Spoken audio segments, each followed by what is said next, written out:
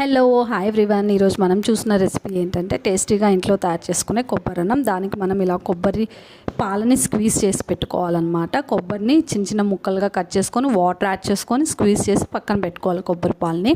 And అలాగే ఒక pan పెట్టుకొని అందులో కొంచెం ఆయిల్ హీట్ అయిన తర్వాత మనం బిర్యానీ మసాలాలు అన్నీ, బిర్యానీ ఆకు, జాజికాయ, జాపత్రి, షాజీరా, చెక్క, లవంగం అన్నీ యాడ్ చేసుకోవాలి.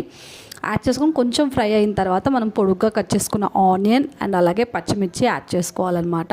యాడ్ చేసుకొని కొంచెం సాల్ట్ యాడ్ చేసుకోవాలి కొంచెం ఇది ఫ్రై అవ్వడానికి. అండ్ అలాగే అల్లం వెల్లుల్లి పేస్ట్ కూడా యాడ్ చేసుకొని కొంచెం మిక్స్ చేసుకోవాలి. మిక్స్ చేసుకున్న తర్వాత కొంచెం పుదీనా చిన్న చిన్న పీసెస్గా కట్ చేసుకొని యాడ్ చేసుకోవాలి. పుదీనాను కూడా, పుదీనా చాలా ఫ్లేవర్ అండ్ చాలా టేస్టీగా ఉంటుంది. దీంట్లోనే మనం గరం మసాలా అండ్ అలాగే బిర్యానీ మసాలా మనకి ఎంత కావాలో అంత టేస్ట్కి తగ్గట్టు యాడ్ చేసుకోవాలి. కొంచెం బాగా మిక్స్ చేసుకోవాలన్నమాట. మిక్స్ చేసుకున్న తర్వాత ఇలా గ్రౌండ్ పేస్ట్ ఉంటుంది, ఆ పేస్ట్ని కూడా ఇందులో యాడ్ చేసుకోవాలి. ఇందులో మనం చెక్క, లవంగము, ఎండు కొబ్బరి పొడి అండ్ అలాగే గసగసాలు, నువ్వులు ఇవన్నీ యాడ్ చేసుకొని గ్రైండ్ చేసుకోవాలి. అది యాడ్ చేసుకున్న తర్వాత మనం బిర్యానీ రైస్ యాడ్ చేసుకోవాలి. వాటర్ యాడ్ చేసుకోక ముందరే బిర్యానీ రైస్ యాడ్ చేసుకొని కొంచెం అది ఫ్రై అవ్వనివ్వాలి. అయిన తర్వాత మనం కొబ్బరి పాలను యాడ్ చేసుకోవాలన్నమాట.